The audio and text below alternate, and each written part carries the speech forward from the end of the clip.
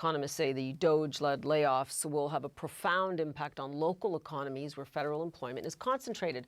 One community bracing for more layoffs is Kansas City, Missouri. About 30,000 federal employees work there.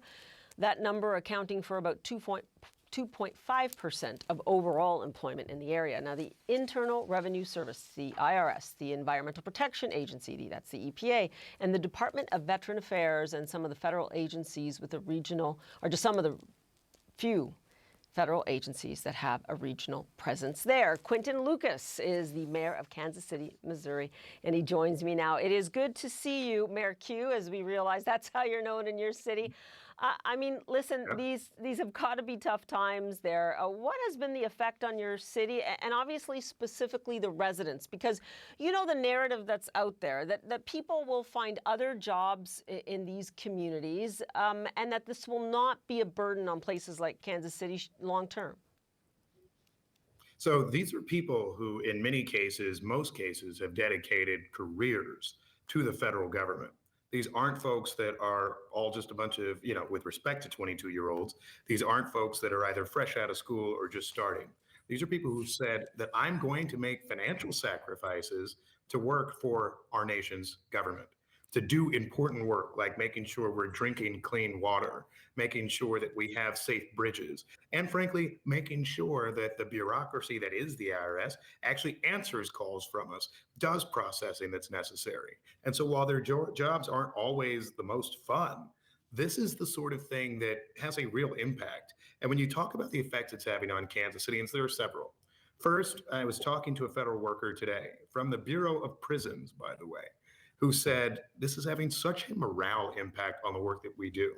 We know we're necessary. We know we're essential. We're not guilty of some level of wokeism. Instead, we're just trying to do our jobs. And it's telling them that they're not appreciated and wanted, and that is demoralizing. The next step is it is ending jobs for a number of people at a time where, if you have a whole bunch of people with a very detailed experience, if you're a detailed air traffic controller, for example, aren't that many other places to go. And so this is something that has a real impact besides just saying, oh, well, you can find a new job tomorrow. And then ultimately, I think it's going to have an impact on all of us. I want to make sure that my family, my kids, my wife can land at an airport safely. I want to make sure that we actually are able to have, just basically clean drinking water. Those sorts of things are what are jeopardized by this dramatic approach now. And I'll make one final point.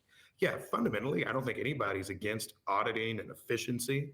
What we're against is the fact that this is the sort of thing that should be done with a scalpel, not an axe. They are cutting off entire agencies. They are taking over entire large functions. Now, Mayor, that is a problem in Kansas and all around America. Mayor, I'm sure most residents would say you've really done a good job of outlining the problem. They want to know what you're going to do about it. You are a Democratic mayor in a Republican-dominated state. What are the Republicans in your state saying to you? Because I know people like Mark Alford, the congressman there, are getting an earful. I think that the first thing that Republicans were trying to say to us is this is just us looking for accountability. And that's actually why I made the last point. I think all of us are saying you can do accountability. You can look at government waste 1,000 different ways.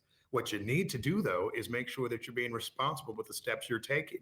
Sending an email to 2.2 million federal employees, from prosecutors to prison guards to judges and everyone under the sun, is not the sort of thing that is even remotely responsible in any way.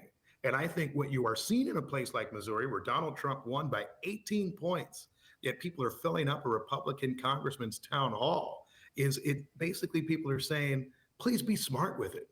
Respect the American worker and respect all of us as Americans. That's what you're doing. So we're going to continue to advocate. We're going to continue to talk about our neighbors and our friends and our workers.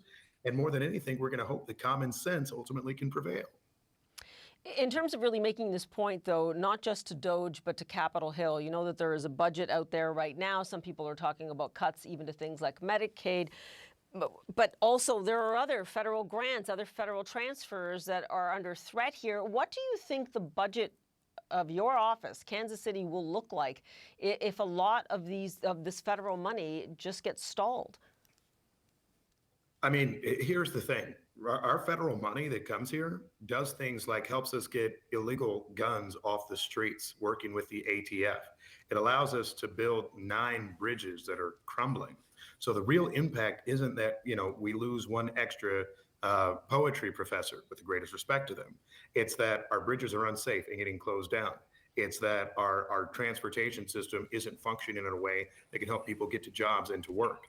That's the impact. A city like mine has $360 million right now of federal grants that we've been awarded. Those go to areas primarily like public safety and transportation infrastructure.